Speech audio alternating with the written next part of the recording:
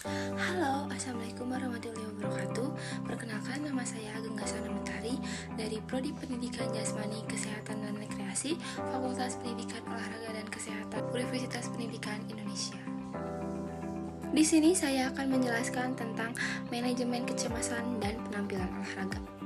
Stres, arousal, dan kecemasan merupakan terminologi yang sering digunakan secara saling tukar, padahal ketiganya mempunyai makna yang berbeda.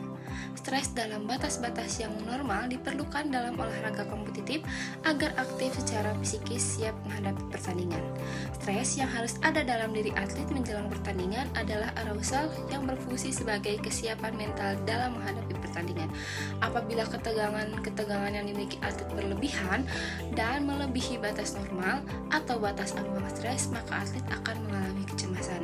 Sedangkan arousal merupakan tekanan pada diri seseorang yang ditandai perubahan fisiologis maupun psikologis. Perubahan tersebut apabila terjadi dalam proses yang berkelanjutan akan berakibat menjadi kecemasan. Sedangkan stres mental yang diakibatkan oleh adanya perubahan dalam diri seseorang dalam batas yang normal justru diperlukan agar memiliki arousal dalam diri seseorang. Nah, kecemasan dapat dikategorikan menjadi dua jenis, yaitu kecemasan bawaan dan kecemasan kondisional. Kecemasan kondisional merupakan gejala khusus bagaimana keadaan individu menghadapi situasi tertentu yang mengganggu.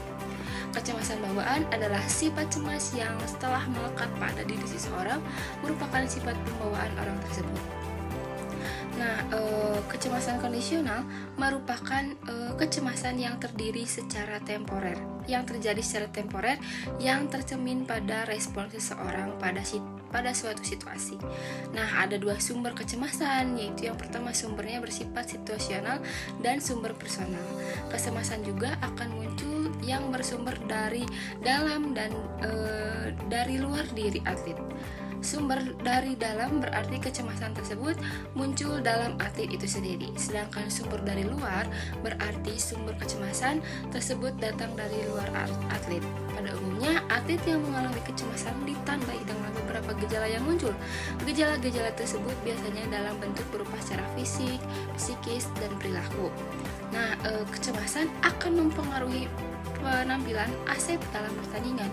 Kecemasan menjelang pertandingan akan muncul pada diri atlet dan akan mempengaruhi penampilan atlet. Yang penting, kecemasan yang muncul ketika akan menghadapi pertandingan harus beralasan. Dalam menghadapi pertandingan, kecemasan yang dialami atlet umumnya berubah-ubah, yaitu sebelum, selama, dan mendekati akhir pertandingan. Sebelum pertandingan, kecemasan bisa naik. Selama pertandingan berlangsung, tingkat kecemasan biasanya menurun. Dan mendekati akhir pertandingan, tingkat kecemasan biasanya mulai naik, terutama jika skor pertandingan sama atau hanya berbeda sedikit saja.